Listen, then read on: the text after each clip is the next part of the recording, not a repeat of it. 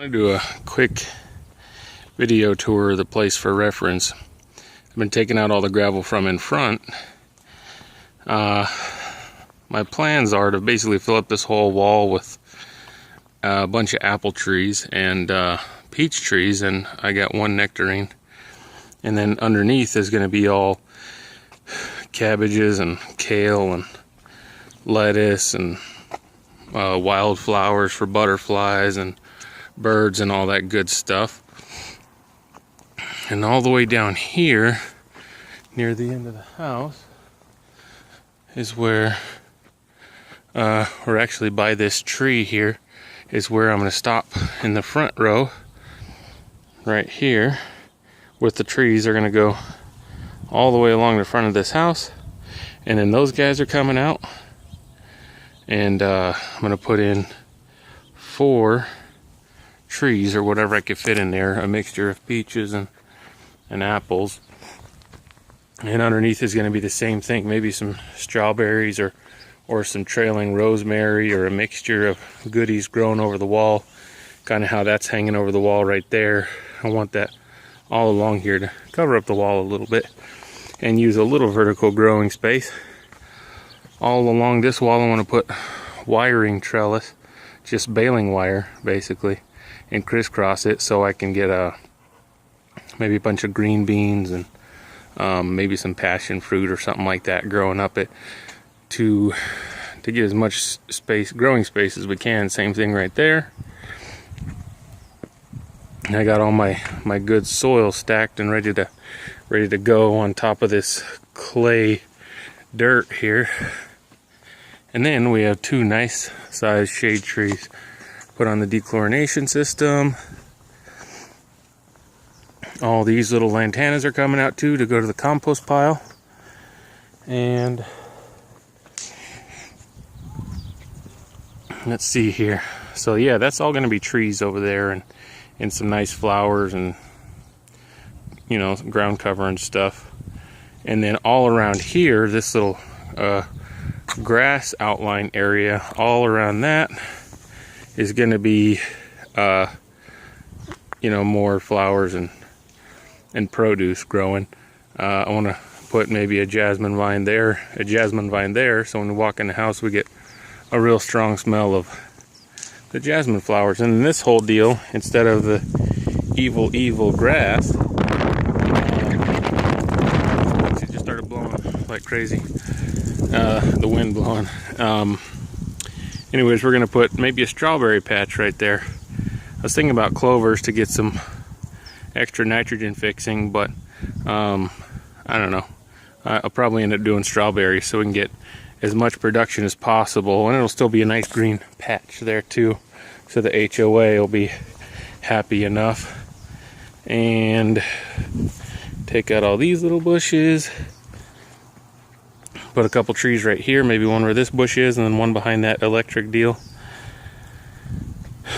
and to shade our carport as much as possible. Nobody steal my license plate there and my information, please. And then all down the side of the house is going to be some more kale and stuff. I'm thinking of maybe sneaking in some nice looking man,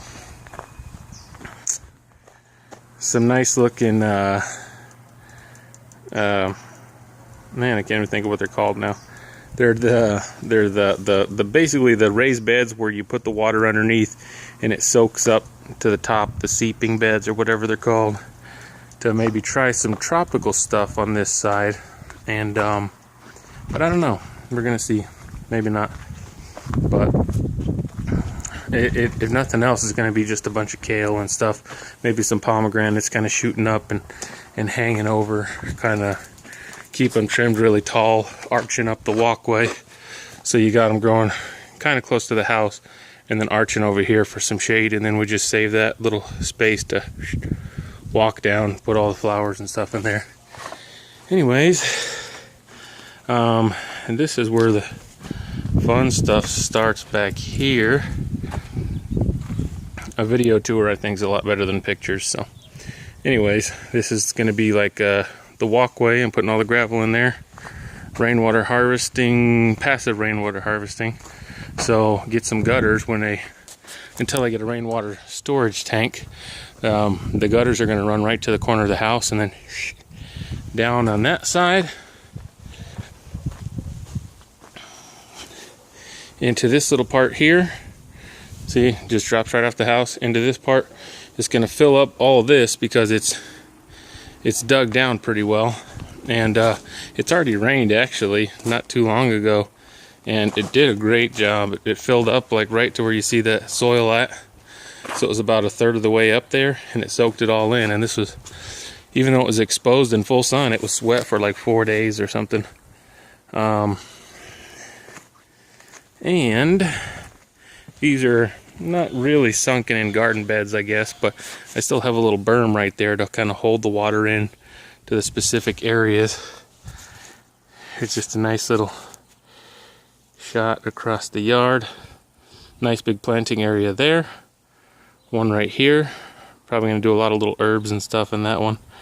Another big planting area right here to plant all understory with nice nice food all along these walls. I'm also going to do the wiring trellis with baling wire, so I'll get a huge amount of growing space from that. And then over these walkways here, I want to do some arches, maybe some bamboo arches, because they're 4 foot wide. But if I get 8 foot of growing space on one side of the arch, 8 foot of growing space on the other side of the arch, then I got 16 feet of growing space after losing 4. So it's a pretty good trade-off. And then we'll do a nice pergola right there. The fire pit is right underneath that thing. It's not finished yet or anything, but I'm gonna do a nice pergola over that, probably an 8 foot tall one, so we can grow grapevines up there and have all the grapes hanging down over our fireplace area.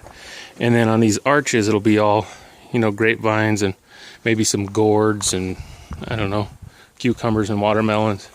Stuff that we either eat or can sell at the farmer's market really well. And some more arches right here where the pergola ends, because it's going to end. There's a nice circle area right here.